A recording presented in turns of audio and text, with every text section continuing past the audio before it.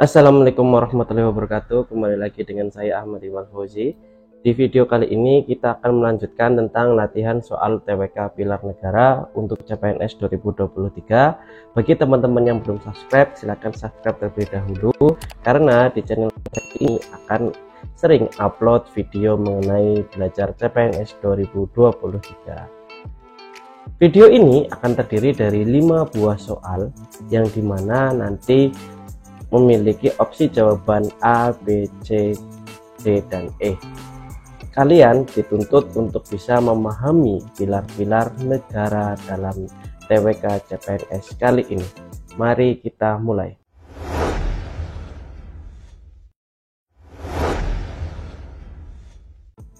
Nomor 1. Perhatikan pernyataan berikut ini. 1. Modal pembangunan. 2. Satu-satunya asa bagi kehidupan bangsa Indonesia. 3. Pendorong terciptanya pembangunan di segala sektor. 4. Berasal dari rakyat Indonesia dan sekitarnya. 5. Pandangan hidup bangsa sebelum bangsa Indonesia. 6. Cita-cita dan tujuan seluruh bangsa Indonesia. Dari pernyataan di atas, yang merupakan fungsi dan peranan Pancasila dalam kehidupan berbangsa dan bernegara Indonesia adalah nomor. Kalian bisa mempause video ini terlebih dahulu dan berpikir sejenak. Apabila sudah, mari kita bahas. Soal yang ditanyakan adalah fungsi dan peranan Pancasila dalam kehidupan berbangsa dan bernegara Indonesia. Kita telah bersama-sama. Modal pembangunan, betul. Karena fungsi dan peranan Pancasila ini salah satunya adalah modal pembangunan dalam kehidupan berbangsa dan bernegara. 2. Satu-satunya asa bagi kehidupan bangsa Indonesia. Ini kurang tepat, karena selain Pancasila, Indonesia masih memiliki pilar negara yang lain. 3. Pendorong terciptanya pembangunan di segala faktor. Pendorong terciptanya pembangunan di segala faktor ini lebih ke wawasan Nusantara, sehingga tidak masuk ke dalam kehidupan berbangsa dan bernegara. Berasal dari rakyat Indonesia dan sekitarnya. Yang tepat adalah sekitarnya ya teman-teman. Nomor 5. Pandangan hidup bangsa sebelum bangsa Indonesia. Ini juga kurang tepat. Sedangkan yang terakhir, cita-cita dan tujuan seluruh bangsa Indonesia ini tepat. Maka jawaban dari nomor 1 ini adalah 1 dan 6 atau yang E. Selain itu, ada berbagai fungsi dan peranan Pancasila dalam kehidupan berbangsa dan bernegara Indonesia, seperti jiwa bangsa Indonesia, jiwa kepribadian bangsa Indonesia, sumber dari segala hukum, perjanjian luhur bangsa, pandangan hidup yang mempersatukan bangsa Indonesia, cita-cita dan tujuan seluruh bangsa Indonesia, satu-satunya asas dalam kehidupan bangsa Indonesia, dan modal pembangunan. Jadi ada banyak fungsi dan peranan Pancasila dalam kehidupan berbangsa dan bernegara. Lanjut nomor 2. Yang berkedudukan sebagai landasan ideal dalam wawasan Nusantara dalam paradigma sosial adalah A. GBHN sebagai politik dan strategi nasional. B. Undang-Undang Dasar 1945. C. Pancasila. D. Pembukaan Undang-Undang Dasar 1945 alinea keempat. E. Ketahanan nasional sebagai konsenasional. Yang perlu kalian ketahui bahwa landasan ideal dalam wawasan Nusantara itu merupakan inti dari Pancasila sebagai wawasan Nusantara, sehingga jawaban nomor 2 adalah C, Pancasila. Karena Pancasila sebagai falsafah dan dasar negara berfungsi sebagai landasan ideal dari wawasan Nusantara. Karena pada hakikatnya wawasan Nusantara adalah perwujudan dari Pancasila. Ya, diingat-ingat ya teman-teman bahwa wawasan Nusantara adalah perwujudan dari Pancasila. Lanjut soal nomor 3.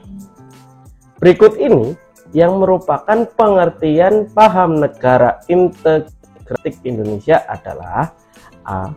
Negara integratif Indonesia adalah negara yang kepentingan individunya tidak memiliki arti karena bangsa merupakan hal yang utama.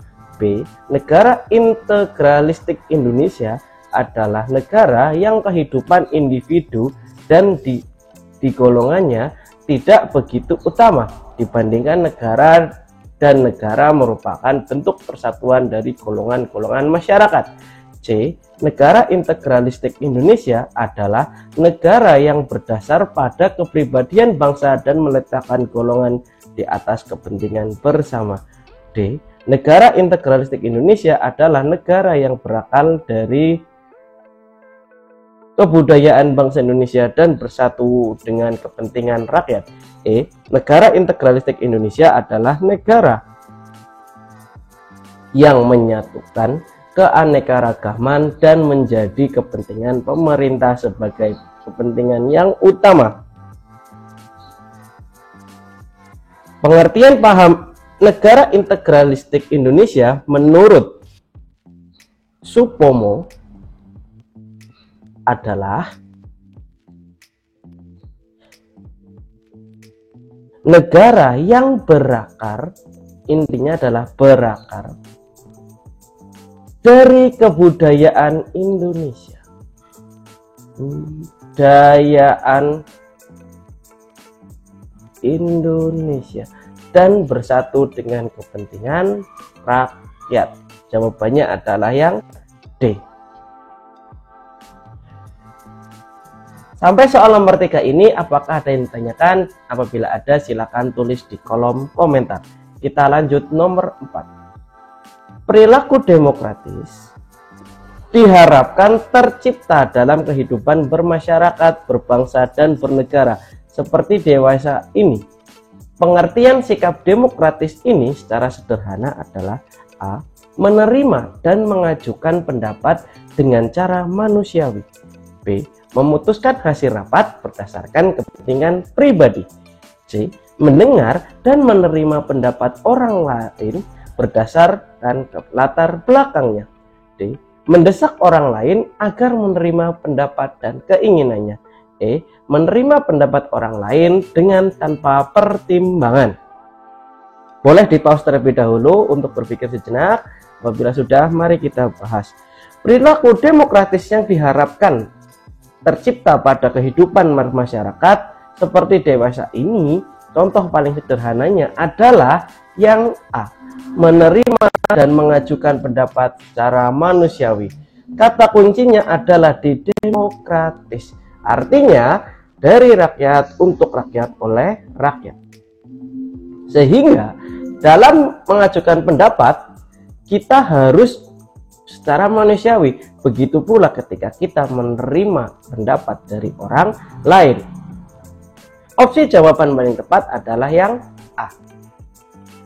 Kita lanjut nomor 5 ataupun soal yang terakhir pada video kali ini. Bagi teman-teman yang suka video ini, silahkan like. Apabila tidak, silahkan tulis di kolom komentar agar channel Ahmad Iqbal Fauzi ini bisa berkembang.